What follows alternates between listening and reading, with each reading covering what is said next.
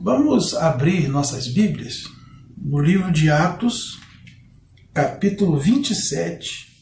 Nós vamos ler do verso 9 até o verso 26. Atos dos Apóstolos, capítulo 27, do verso 9 ao 26, diz assim: Depois de muito tempo, tendo se tornado a navegação perigosa, e já passado o tempo do dia do jejum, admoestava-os Paulo, dizendo-lhes: Senhores, vejo que a viagem vai ser trabalhosa, com dano e muito prejuízo, não só da carga e do navio, mas também da nossa vida. Mas o centurião dava mais crédito ao piloto e ao mestre do navio do que ao que Paulo dizia. Não sendo o porto próprio para invernar, a maioria deles era de opinião que partissem dali, para ver se podiam chegar a Fenícia e aí passar o inverno, visto ser um porto de Creta, o qual olhava para o nordeste e para o sudeste. Soprando brandamente o vento sul, e pensando eles ter alcançado o que desejavam, levantaram âncora e foram costeando mais de perto a ilha de Creta. Entretanto, não muito depois, desencadeou-se do lado da ilha um tufão de vento, chamado Euroaquilão, e sendo o navio arrastado com violência, sem poder resistir ao vento, cessamos a manobra e nos fomos deixando levar. Passando sob a proteção de uma ilhota chamada Cauda, a custo conseguimos recolher o bote, e levantando este, usaram de todos os meios para cingir o navio, e temendo que dessem na Sirte, arriaram os aparelhos e foram ao léu. Açoitados severamente pela tormenta, no dia seguinte já aliviavam o navio. E ao terceiro dia nós mesmos, com as próprias mãos, lançamos ao mar a armação do navio. E não aparecendo havia já alguns dias, nem sol, nem estrelas, caindo sobre nós grande tempestade, dissipou-se afinal toda a esperança de salvamento. Havendo todos estado muito tempo sem comer, Paulo, pondo-se em pé no meio deles, disse: Senhores, na verdade era preciso terem-me atendido e não partir de Creta, para evitar este dano e perda. Mas já agora vos aconselho bom ânimo, porque nenhuma vida se perderá de entre vós, mas somente o navio.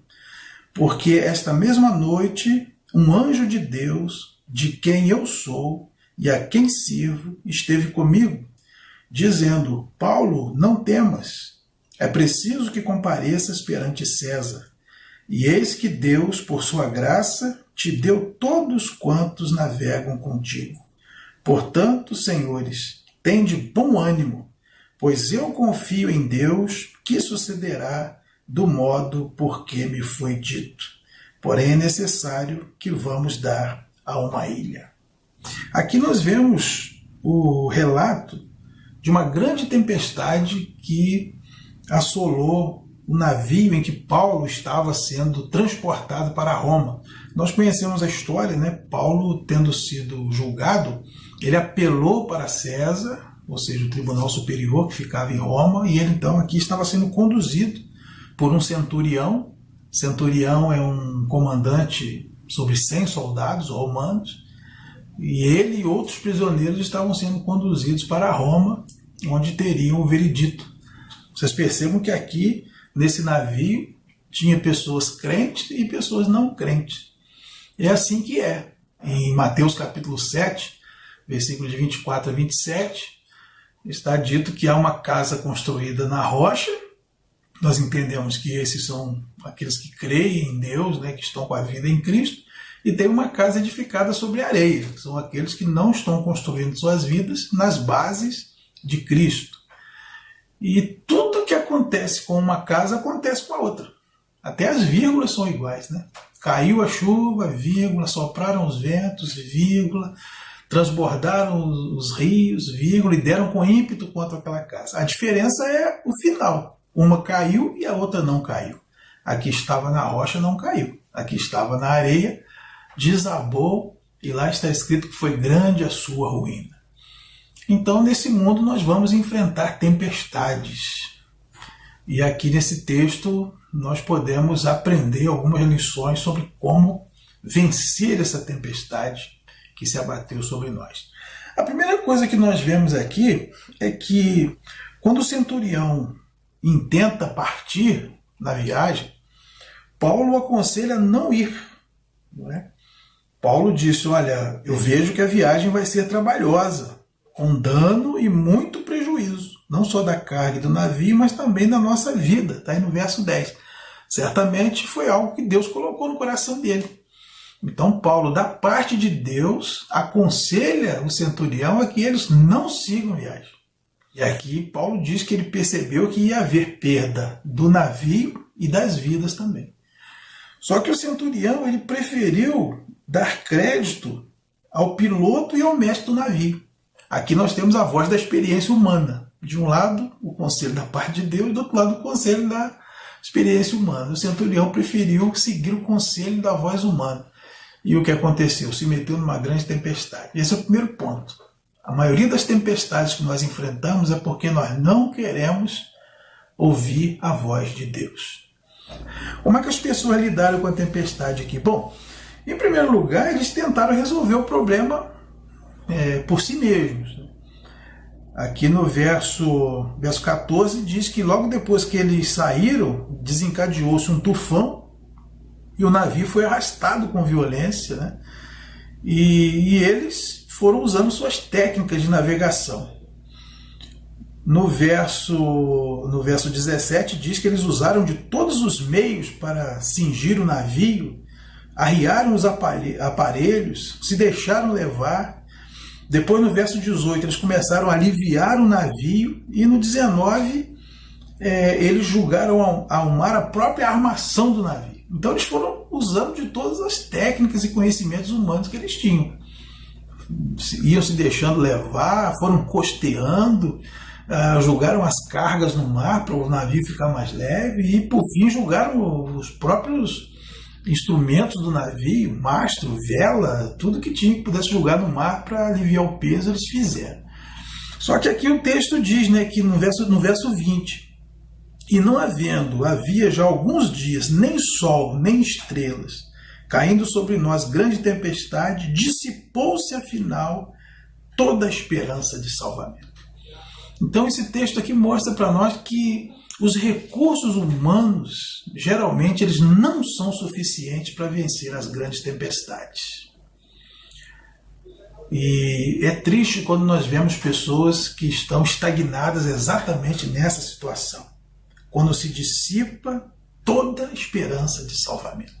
Essa tempestade da qual estou falando pode ser uma crise familiar, uma crise conjugal, uma crise financeira, uma crise na empresa, pode ser uma crise existencial, uma crise emocional, e a gente começa a espernear e usar de todos os recursos que nós conhecemos, vamos a todos os médicos, psicólogos, terapeutas, usamos nosso dinheiro, usamos nosso plano de saúde, a gente faz tudo o que está ao nosso alcance.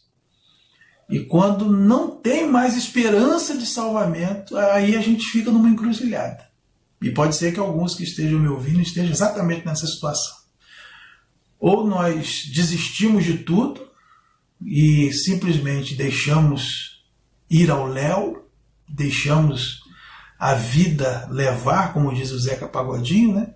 Vamos ver como é que fica, não tenho mais chance de resolver, uma hora isso vai acabar por si só. Ou então nós vamos buscar a Deus. Quando todas as portas desse mundo baterem na nossa cara ou se mostrarem fechadas, é hora da gente bater na porta do céu, porque essa porta está sempre aberta. Hebreus capítulo 10 diz que nós devemos guardar firmes a confissão da esperança, entrar pelo novo e vivo caminho que Jesus nos consagrou por meio do véu. Quando Jesus morreu na cruz, ele abriu um caminho direto ao coração de Deus, a sala do trono, e nós podemos entrar qualquer dia, qualquer hora, sem marcar audiência. Nós podemos ir lá e bater na porta do céu, em nome de Jesus, e pedir socorro, pedir ajuda. e certamente Deus há de intervir.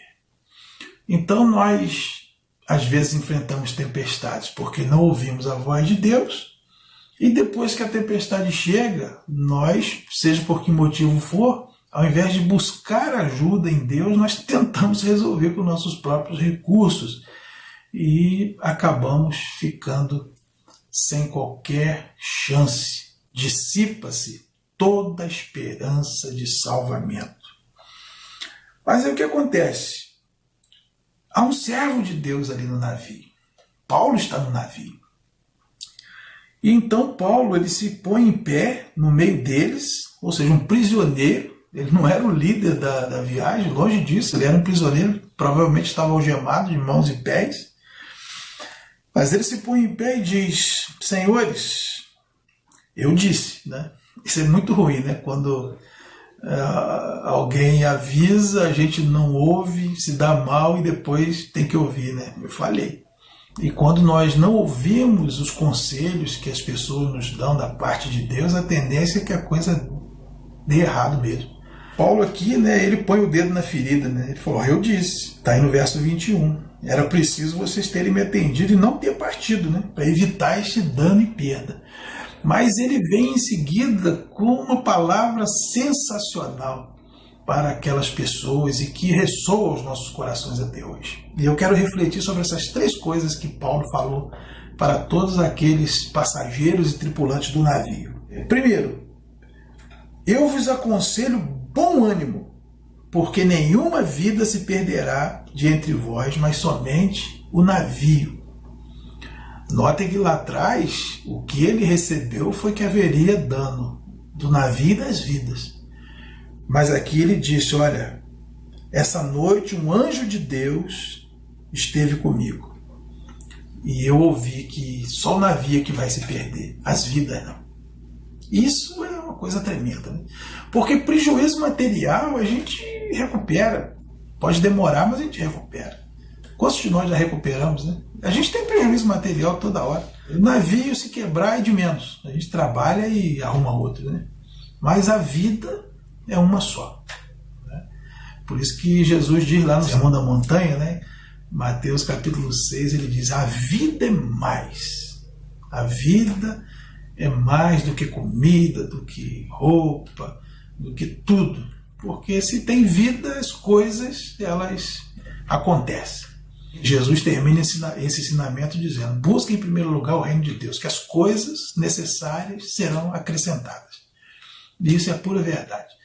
Talvez você esteja aí se lamentando porque tomou prejuízo.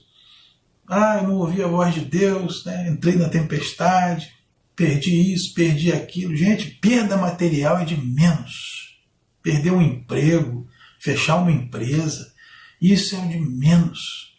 A gente arruma outro trabalho, a gente monta outra empresa, a gente faz outros negócios, a gente compra outro carro, a gente compra outra casa, a gente compra outras roupas, a gente ganha outro dinheiro. Mas se a sua vida está intacta, agradeça a Deus, porque esse é o bem mais precioso. Se você tem vida, você consegue recuperar tudo aquilo que se perdeu. Agora, não adianta você estar com milhões e milhões na sua conta bancária e não viver mais um dia para aproveitar. Tem um ditado japonês que diz que um sábio daria toda a sua fortuna para ouvir mais uma vez o canto de um passarinho. A vida é mais. A própria lei protege a vida como o bem mais precioso que existe. Mas Paulo diz mais: o Deus de quem eu sou. Olha só, que coisa linda. Verso 23. Um anjo de Deus, de quem eu sou, esteve comigo essa noite. Por que Paulo, ao contrário de todas as demais pessoas que perderam a esperança de salvamento, se põe em pé e traz essa palavra de vitória, essa palavra de esperança? Porque ele tinha a convicção de que ele era de Deus, o Deus de quem eu sou. Então eu pergunto para você: você é de Deus? Se nós somos de Deus, Deus cuida de nós. A Bíblia diz que eu posso ser um servo de Deus, ou seja, eu posso servir ao meu Deus. Eu posso ser um amigo de Deus. Eu posso ser filho de Deus. Eu posso ser herdeiro de Deus. 1 de Pedro 2,9 diz que eu sou raça eleita, nação santa, sacerdócio real, povo de propriedade exclusiva de Deus, a fim de proclamar as virtudes daquele que nos salvou. Então, se eu creio que eu sou de Deus, eu tenho dono, eu tenho um Senhor, eu tenho alguém que se responsabiliza por mim. Você imagina uma criança, né? Hoje eu vejo meus filhos já tudo marmanjão, mas eu estou aqui ajudando a cuidar do meu netinho, e eu vejo um mesinho de idade, não sabe de nada, só sabe mamar e chorar. Não sabe o que é dia, o que é noite, ele tem que ficar acordado de madrugada com ele. Agora, ele tem pai e mãe, ele não pode se virar, ele não pode ir atrás de comida, ele não pode andar, ele não sabe falar, mas ele é de alguém e todas as necessidades dele são satisfeitas. Porque quando ele chora, imediatamente alguém aparece e cuida dele, dá mamar, troca a fraldinha, aquece, põe numa posição melhor. A Bíblia diz que nós somos como uma criança desmamada no colo da mãe, aos olhos de Deus. E claro que nós não temos poder para enfrentar todas as tempestades da vida. Tem tempestades que estão além das nossas forças. Você vê que os homens fizeram tudo o que podiam, julgaram fora o que deu para julgar. Usaram as técnicas que existiam, que eles conheciam, todas, mas não conseguiam dar solução. Mas Paulo diz, olha, o Deus que eu sou esteve comigo e me falou. Isso muda todo o contexto. Isso muda completamente a maneira como nós enfrentamos as tempestades e como encaramos as tempestades. Se eu sou de Deus, eu posso crer que Ele vai cuidar de mim e vai enfrentar essas tempestades por mim e vai enfrentar comigo. Então eu não tenho do que temer. Eu posso crer naquilo que Paulo disse, tem de bom ânimo. A segunda coisa que Paulo diz, olha, eu sirvo a Deus. O Deus de quem eu sou e a quem sirvo esteve comigo. Se eu sou de Deus e se eu sirvo a Deus, eu não preciso temer, eu tenho que ter bom ânimo. O que é servir a Deus? É colocar a vida ao seu serviço. É colocar-se como instrumento de Deus. A Bíblia diz que Deus age no mundo por meio da igreja, por meio dos crentes. Nós somos o corpo de Cristo, lembra lá em 1 Coríntios capítulo 12? O corpo tem muitos membros. Isso significa que Jesus fala por meio de nós, ou seja, nós somos a boca de Cristo na terra. Jesus ouve por meio de nós, nós somos seus ouvidos. Jesus abraça por meio de nós, Ele toca por meio de nós. Então nós estamos aqui para servir a Cristo, para sermos agentes de transformação nas suas mãos. Está escrito que Deus não fará coisa alguma na terra sem antes revelar o seu segredo aos seus servos. Então, quem é de Deus, recebe de Deus as instruções sobre como servi-lo, aonde servi-lo e o que fazer para ele. Então, se eu estou no mundo a serviço de Deus, eu não tenho o que temer. Porque enquanto tiver serviço para mim, eu vou estar contratado. Não vou sair daqui um minuto antes da hora. E quando o meu serviço acabar, que bom, serei promovido. E vai acabar o trabalho e eu vou descansar para sempre com ele. Lembra o que o apóstolo Paulo falou a Timóteo? Combati o bom combate, completei a carreira e guardei a fé. Então, eu já servi a Deus como eu tinha que servir aqui nesse mundo. Eu agora estou pronto para receber a coroa que Ele tem guardado desde a fundação do mundo para mim. Então você serve a Deus, você tem consciência de que a sua vida, a sua família, os seus bens materiais, a sua empresa, o seu emprego, a sua casa, o seu veículo, tudo isso é para servir a Deus. Se nós temos essa consciência, então por que vamos ter medo? Por que vamos estar preocupados? Esse Deus a quem você serve vai cuidar de você. Se nós entendermos, como deveríamos entender, que tudo que somos e temos vem de Deus para o seu próprio serviço, nós ficaríamos tranquilos a respeito das coisas materiais.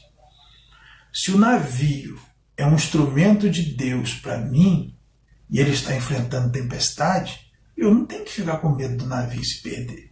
Agora, se Deus entender que o navio precisa se perder para que eu aprenda alguma coisa, para que os outros passageiros aprendam, ou os tripulantes, está tudo certo. Eu preciso estar em paz e saber que Deus me ama e Ele nunca erra. Glórias, pois, a Ele eternamente. E a terceira coisa que Paulo diz aqui está no verso 25. Portanto, senhores, tende bom ânimo, pois eu confio em Deus, que sucederá do modo porque me foi dito. Eu confio em Deus. Eu sou de Deus, eu sirvo a Deus e eu confio em Deus. Confiar, né, é algo tremendo. Conta-se a história de um artista de circo, né, que o número dele era esticar uma corda assim, de uma arquibancada na outra, né, do circo, e ele equilibrava-se ali com um carrinho de mão, ele passava na corda bamba e voltava, e todo mundo ficava apreensivo, né, que é uma coisa difícil de se fazer. E uma vez num espetáculo ele se dirige à plateia e diz: vocês acreditam que eu consigo atravessar daqui para lá empurrando esse carrinho de mão? Todo mundo, sim! Aí ele foi equilibrando e chegou do outro lado. E lá do outro lado ele disse: vocês acreditam que eu consigo voltar empurrando esse carrinho até lá, de volta? Todo mundo, sim! Então quem é que vem aqui e sobe no carrinho? Ninguém quis. Ou seja, acreditar, eles acreditaram, mas confiar, de entrar no carrinho, aí é outra conversa. Nós acreditamos em Deus ou nós confiamos em Deus? Confiar é subir no carrinho. Confiar é entregar a direção da nossa vida ao Senhor e tirar a mão do volante. Deixar Ele conduzir. A Bíblia diz que nenhuma das palavras do Senhor a nosso respeito caiu por terra até hoje. Nós não temos nenhum motivo para não confiarmos em Deus. Ao contrário, a cada dia que passa nós temos mais motivos para confiar no Senhor. Ele é fiel e justo. Ele tem suprido cada uma das nossas necessidades, sejam elas espirituais, emocionais, materiais. Ele tem cuidado de nós, tem cuidado da nossa família, tem cuidado da nossa igreja. Todo dia tem pão na nossa mesa, todo dia temos uma roupinha para aquecer o corpo, temos um teto para nos abrigar da chuva. Ele prometeu que as coisas necessárias nos seriam acrescentadas. E têm sido acrescentadas, irmãos. Todos nós, se olharmos para trás, mesmo aqueles que já tiveram mais dificuldades na vida, nós vamos ter que admitir que foi o Senhor que cuidou de nós até aqui. Ele é fiel. Você confia em Deus? O Deus que nos trouxe até aqui, desde o ventre da nossa mãe, um período que a gente era apenas uma substância informe, conforme diz o Salmo 139. Depois a nossa infância, quando a gente não podia fazer nada para se ajudar.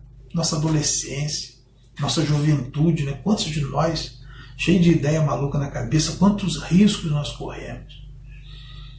Como é que nós poderíamos escolher uma pessoa adequada para formarmos uma família? Deus nos direcionou. Como é que nós escolheríamos uma igreja que fosse adequada para nós? Deus nos direcionou. Tudo que nós temos e que nós somos vem de Deus. É fruto da fidelidade de Deus sobre as nossas vidas. Então nós podemos confiar em Deus. Irmãos, eu confio em Deus piamente. Eu confio em cada palavra que está escrita na Bíblia. Porque elas não falham. E Deus nunca falhou comigo.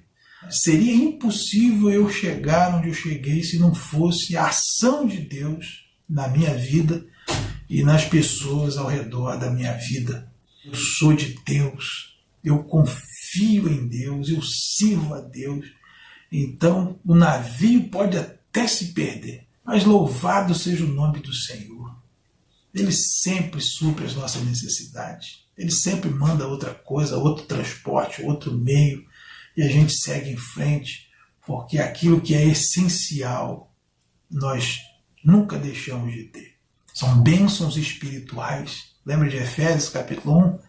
Bendito Deus e Pai de nosso Senhor Jesus Cristo, que tem nos abençoado com toda sorte de bênção espiritual nas regiões celestiais em Cristo Jesus. Que são bênçãos espirituais? Né? Amor, alegria, paz, esperança, segurança, todos aqueles sabores do fruto do Espírito Santo que nós lemos lá em Gálatas capítulo 5.